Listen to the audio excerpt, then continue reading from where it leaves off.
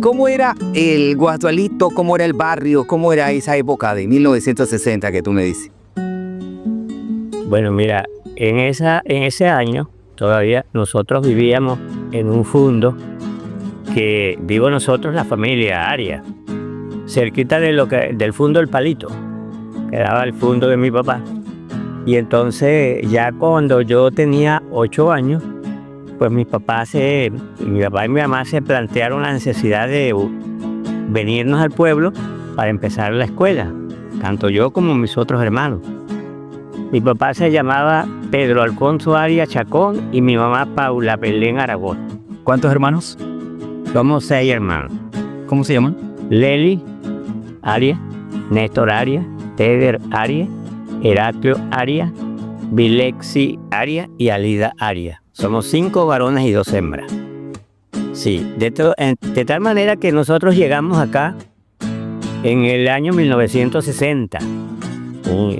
Esta propiedad que la había comprado mi papá en esa oportunidad, y era una casa muy sencilla, pero era como un fundo pequeño, tenía 50 hectáreas y él compró eso. Con el transcurrir del tiempo, pues esto se fue poblando hasta que comenzó a aparecer lo que sería el barrio Fe y Alegría posteriormente. ¿Sí? De tal manera pues que cuando nosotros llegamos acá no habían casas en este sector, solamente la casa del fundo que mi papá compró y una casita ubicada por así como a 1 kilómetro de distancia. No había más nada. Esto que hoy en día es una vía que conduce hacia el barrio de Los Corrales, que a pesar de que se encuentra así sin ningún tipo de asfaltado, de engranzonado, es una vía alterna que la gente que viene de este sector conduce hacia el barrio de Los Corrales.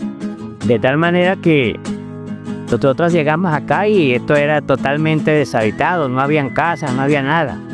Y con el transcurrir del tiempo, de los años, digo yo, teníamos ya alrededor de 2 años acá cuando observamos fue que la gente comenzó a ubicar sitios por allí y a construir sus casitas. Hasta que llegó el momento en que mi papá, que tenía, vuelvo y te repito, ese fundo de 50 hectáreas, prácticamente lo ocuparon. La gente ocupó todo ese predio y comenzaron a construir. Todo lo que es el barrio Fe y Alegría quedó ubicado ahí en esa propiedad que fue de mi papá. De tal manera pues que esa es la historia. Aquí no habían casas, no había absolutamente nada cuando nosotros llegamos. Posteriormente fue que se fue poblando un barrio populoso. Bueno, acá en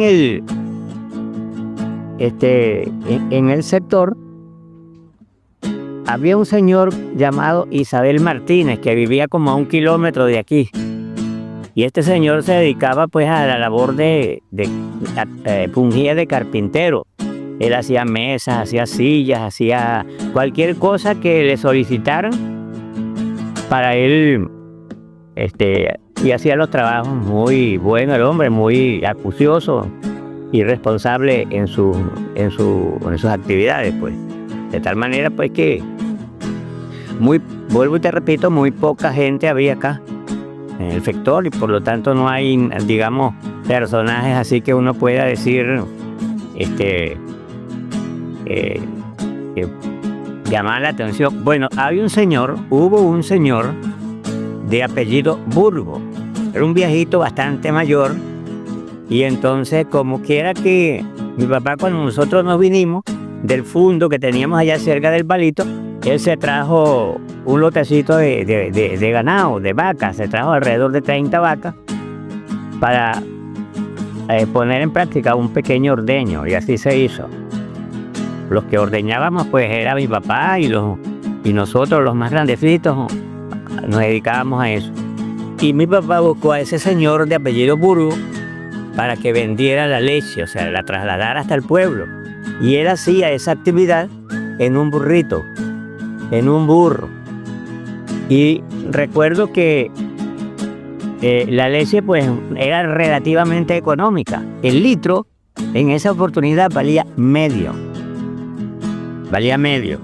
Cuéntate que un bolívar está dividido en 4 partes, en 4 medios, 2 reales. Bueno, el litro de leche valía medio. O sea, 4 litros de leche era un bolívar. Un bolívar. Sí. Bueno, y ese señor todos los días, en forma religiosa, él llegaba oscurito, ya habíamos terminado de ordeñar, y se llevaba su leche en unas garrafas que se le acomodaban, y él se iba y vendía su leche. De tal manera pues que él, mi papá se sintió muy agradecido por él porque duró bastante tiempo en eso, bastantes años. Y la forma de transportarse, ¿cómo era? También en burro, en huellas, ¿verdad? Bueno, lógicamente pues ahí en lo que es el pueblo habían los vehículos y las busetas pues que actuaban, que trabajaban haciéndole transporte público a la ruta, claro. Pero la gente por acá se trasladaba a caballo, en mula, en burro, porque mucho barro, mucha agua en el invierno sobre todo, bueno pues era tremendo.